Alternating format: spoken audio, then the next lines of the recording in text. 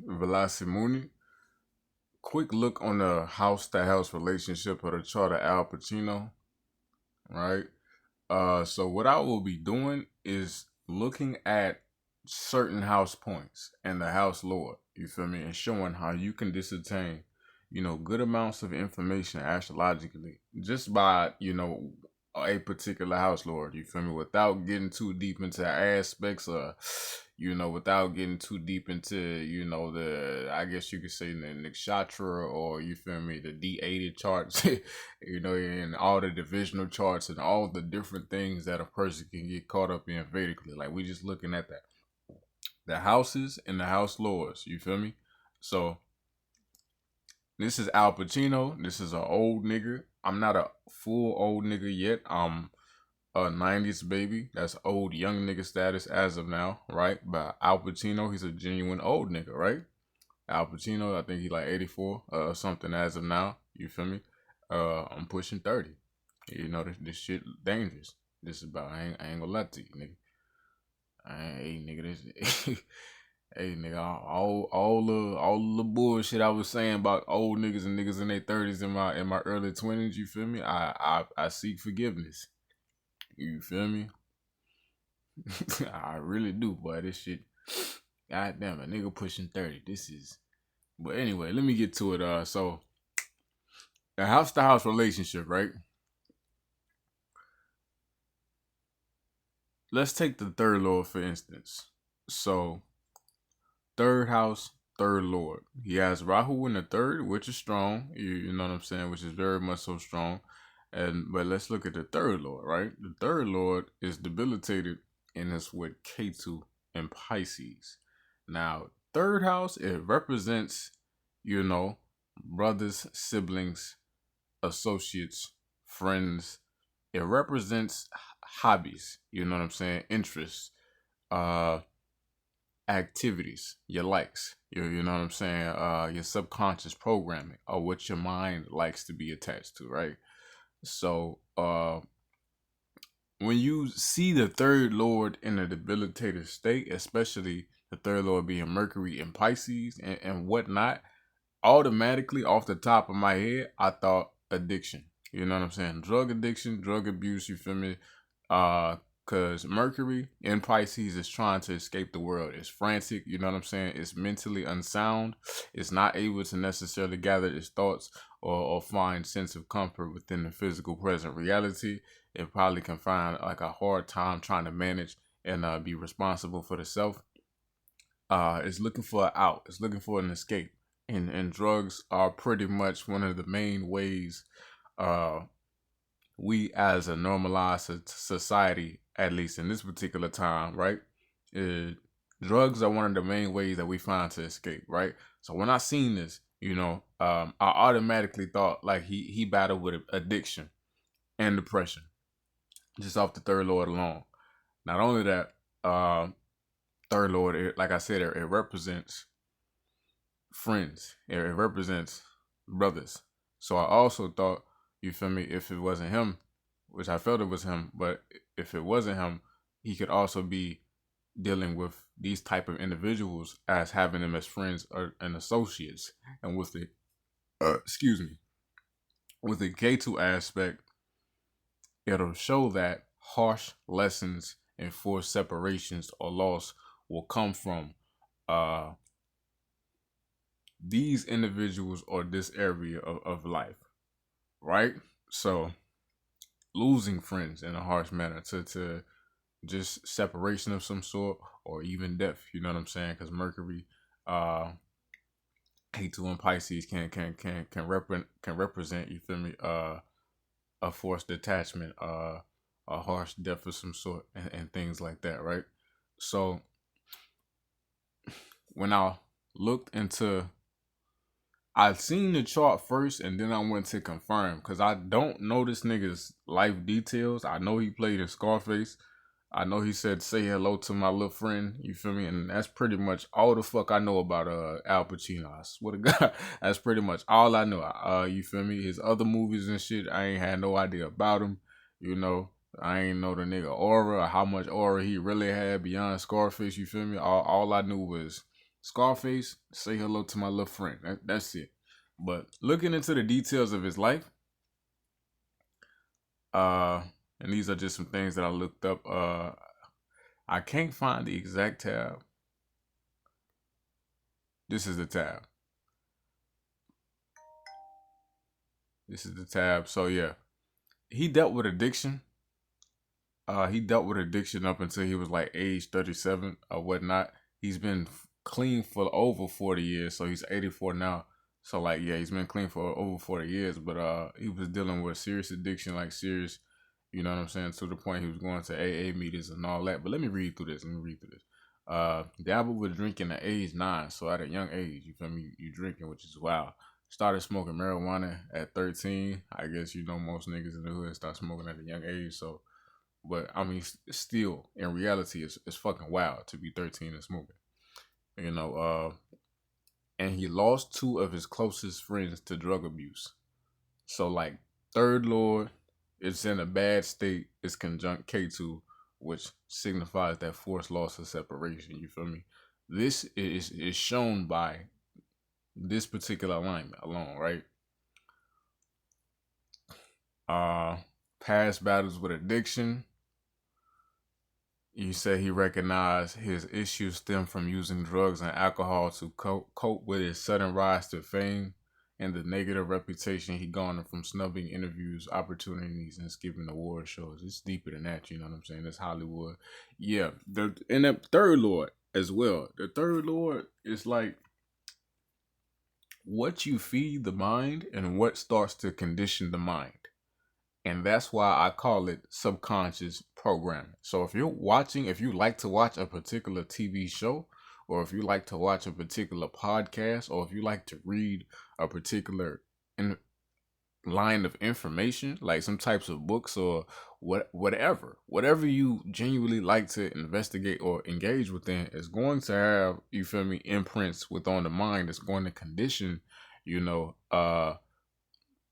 how you manifest your person to some degree, you know. And with that Mercury being in such a bad state, you know, in relation with K2 as well, it also can show a severe lack in stability within some points of the life, you know, childhood, especially because third house can show a lot of the childhood conditionings and formation, right? So he was homeless as well. He was homeless. I don't know if I can find a particular.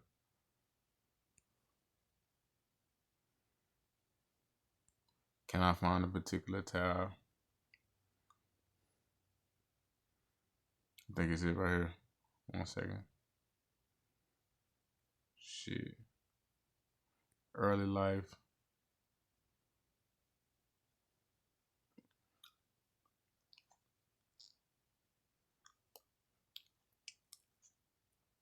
He acted in basement plays in New York's theatrical underground. Mentor and best friend. In this period, he was often unemployed or homeless, and sometimes slept on the street in theaters or at a friend's home. So that's severe. You know what I'm saying? Severe disturbance in the security. The severe, you know, not necessarily knowing what to do. You know, in a state somewhat like that of a slave, you can say, that doesn't have a master. You know, it can be showcased to some degree by that third lord. And the Dasha would definitely reflect this particular state, you know, that he was going through for this amount of time. But he has many other factors in his chart that show overcoming that particular state of physical homelessness. But best believe that is a strong motherfucking combination within the motherfucking mind. Not only is it the third lord, but it's in the ninth house, which the ninth house is pretty much like the long term vision, which had Mercury debilitated in the K2 within it. So this definitely can show a lot of anxiety, a lot of pretty much soupiness within the head. He was a crazy individual. You know, not even just from a movie standpoint, but internally, very much so. Now, Mercury and K2, it could also showcase, you can say nightly visitations or irritations from metaphysical forces or spirits or forces playing on your mind and things like that. So this is all just coming from this one particular alignment. Let's go to, I guess you could say, another one. I'm gonna try to zoom through these bitches. So Cancer ascended. Moon is the ascended Lord. It's in the fifth house. It's in Scorpio. You feel me? The moon is debilitated here, but the gifts. The fifth house is the house of past like punya or gifts or things that will make you glow. Things that will make you attractive. You feel me? Somewhat like a kingly figure, if you will. Right? Respected. The fifth house will give you a lot of respect. Strong fifth house at least. Right? Or a strong fifth lord. So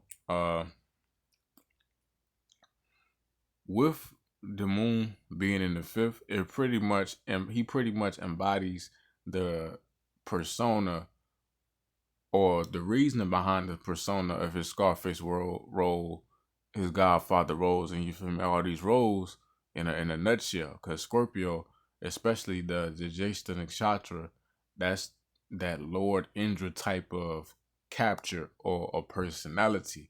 Lord Indra, he was a king, very much so royal, powerful, but he also had like an evil nature about him.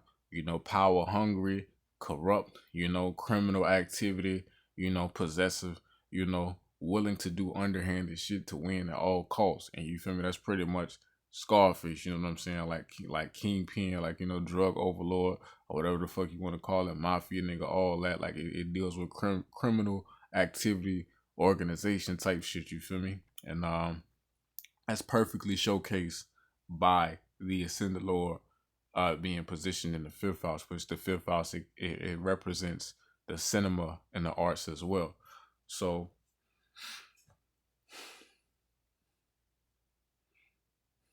looking at a different area of the chart, so the fifth and the sixth house, the gains of the fifth lord. The fifth lord is in the 11th house and it's conjunct Venus. This is great for the gains. Also, the second lord is exalted, so this is also great for the gains. This is really great for the gains. You know what I'm saying? It makes a lot of sense why he was able to be a multimillionaire. But let's look at the sixth lord. So the sixth lord, not only it deals with the management of it deals with the management of your gains. The sixth lord deals with how do you mitigate, the depths, the issues, the impurities, and the liabilities that come with the assets. You feel me? How do you fix these problems? If the sixth lord is not too strong or if it's not capable, you can get gains, but you can lose those gains as well, just as fast as you got them, right? And his sixth lord is Jupiter. It's conjunct Saturn, which Saturn gives affliction to any planet it conjuncts. And it's conjunct the sun, which the sun combusts Jupiter, and it also stambanas Jupiter, which it pretty much freezes or nullifies some of the qualities of Jupiter, right? So Jupiter is not in the best position. It's also in the 10th house. The 10th house is like Capricorn. It doesn't necessarily be in the 10th house, so he's not necessarily uh a real Jupiterian individual for what the innate qualities or the spiritual or the more benefic qualities of Jupiter would like to showcase. So how can it show up with this particular sixth lord? So even though he got a lot of gains, the harmed state of his sixth lord can show that he also would have to have lost a lot through enemies or through hidden enemies. You feel me? Person posing as hidden enemies, right?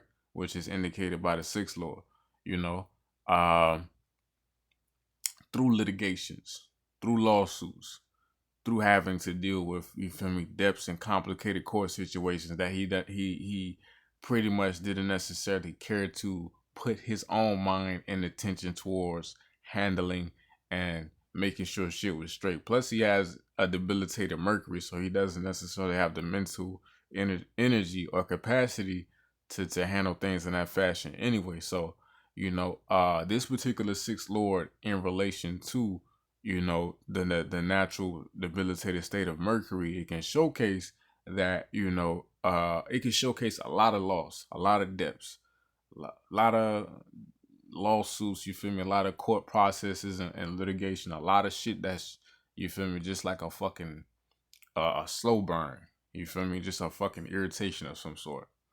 So I want to say STD for some reason, but yeah. So Al Pacino went from 50 million to broke. Al Pacino ordered to pay girlfriend, $30,000 a month child support. So it's like, yeah, bro. I don't necessarily know all his court cases, but yeah, he was getting fucked over by his corrupt accountant. A hidden enemy, somebody that he trusts to manage his assets instead of doing the mental work itself. You feel me?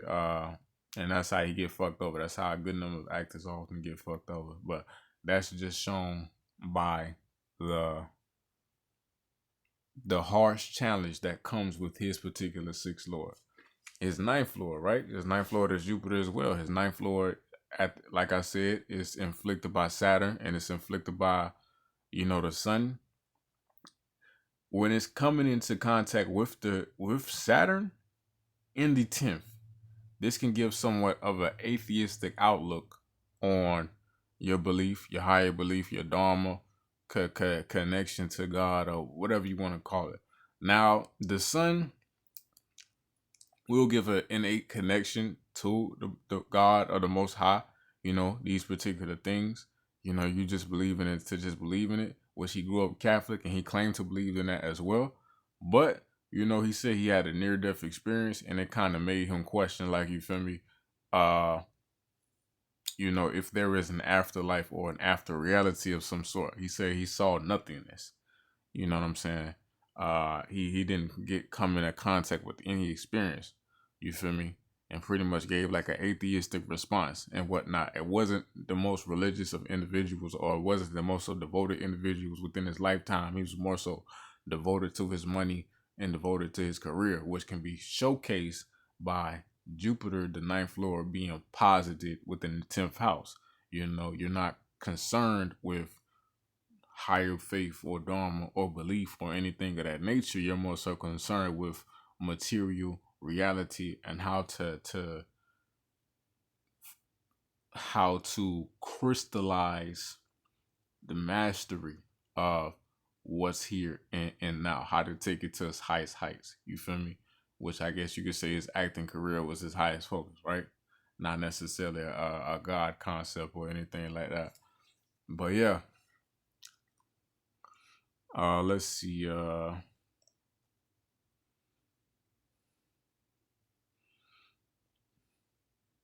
Yeah, that's pretty much it. You feel me? Just poking at a couple of different house points within his chart. You feel me? And how they show up in his physical manifest life. I'll do this with other celebrities as well. You know what I'm saying? Velocity Morning.